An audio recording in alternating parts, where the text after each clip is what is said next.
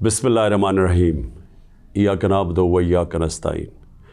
मेरे पाकिस्तानियों, मैं आज अपनी सारी कौम को समझाना चाहता हूँ कि क्यों हम इस जगह पे पहुँच गए कि हम जेल भरो तहरीक का आगाज़ करना चाहते हैं। इसकी क्या वजह है? देखिए, सारी दुनिया में कौमें किसी कानून के तहत चलती हैं। कानून क्या होता है? वो आइन फैसला करता है कि क्या कानून में जायज़ है और कौन सी चीज़ नाजायज़ है। जब से ये इम्पोर्टेड हुकूमत आई है, इस मुल्क के आइन और कानून की धज्जियाँ उड़ाई गई हैं। हालात ये हैं कि अदालतों की भी बातें, उनके अहकामात ना पुलिस सुनती है, ना ये रियासत सुनती है। मैं आपको मिसाल देता हूँ कि अभी हाल ही में जब ये इम्पोर्टेड हुकूमत भाग रही थी इस्लामाबाद के लोकल गवर्नमेंट इलेक्शन से, तो अदालत ने कहा कि फौरी तौर पे डेट दो, बल्कि उन्होंने तो कहा कि 48 घंटे में करवाओ। अभी तक कोई महीना होने लगा है तकरीबन, अभी तक इलेक्शंस नहीं हुए। उसके अलावा जिस तरह फंडामेंटल राइट्स, जो बुनियादी हकूक़, जो हमारा आइन हमें हमारे बुनियादी हकूक़ की हिफाजत करता है, हालात ये हैं कि लोगों को उठाया जाता है। कितने लोगों को, सोशल मीडिया के लोगों को उठाया गया, उनको तशद्दुद किया गया उनके ऊपर, सिर्फ इसलिए कि उनकी कोई ट्वीट थी, उसके ऊपर उठाया गया, तशद्दुद किया गया।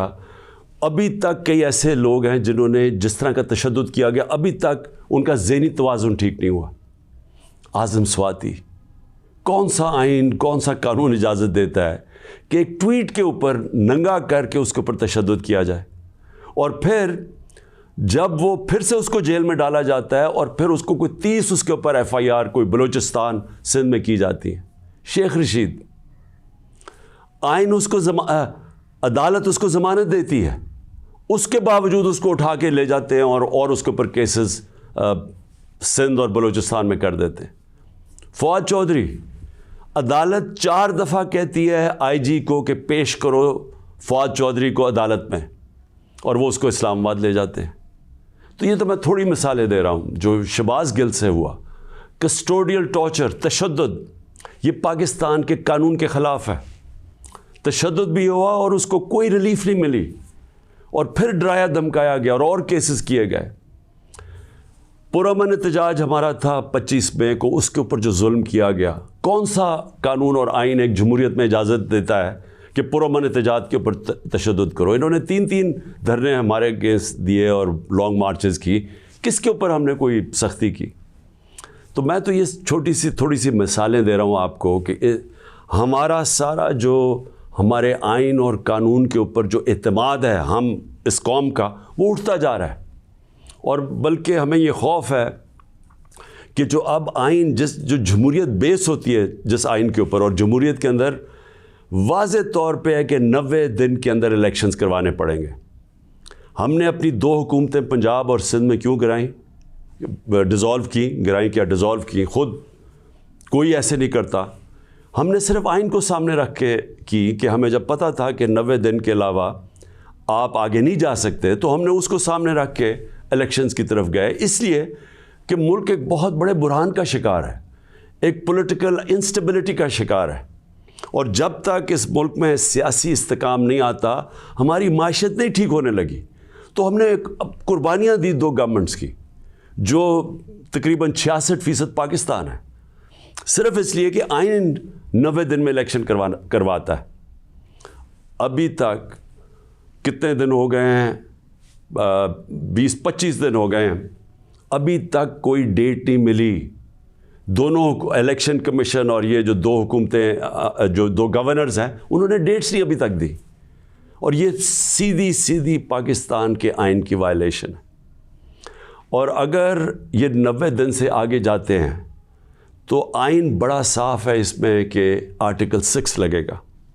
ये सारी कौम अब देख रही है पाकिस्तान की अदालतों की तरफ, और मैं ये वाज़े करना चाहता हूँ, ये वो पाकिस्तान में वक्त आ गया जो जस्टिस मुनीर मोमेंट हम कहते हैं, कि एक दफ़ा डॉक्ट्रिन ऑफ नेसेसिटी के तहत हमारी जो इस कौम का डाउन स्लाइड शुरू हुआ है, जो निचला सफ़र शुरू हुआ है, वो जो फ़ैसला था کہ ڈاکٹرن آف نیسیسٹی کے تحت آئین کو پیچھے ہٹا کے ہم نے طاقت کے ساتھ ہماری عدالتیں گئی.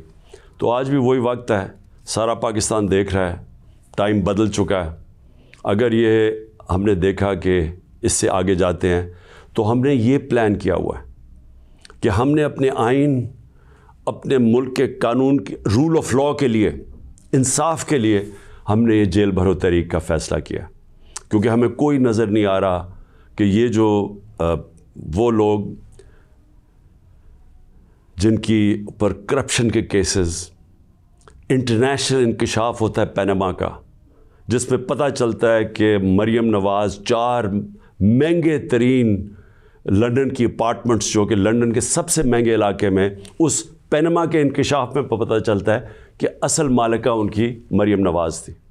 اس کے بعد سارا ٹرائل ہوتا ہے, سزا ہوتی ہے.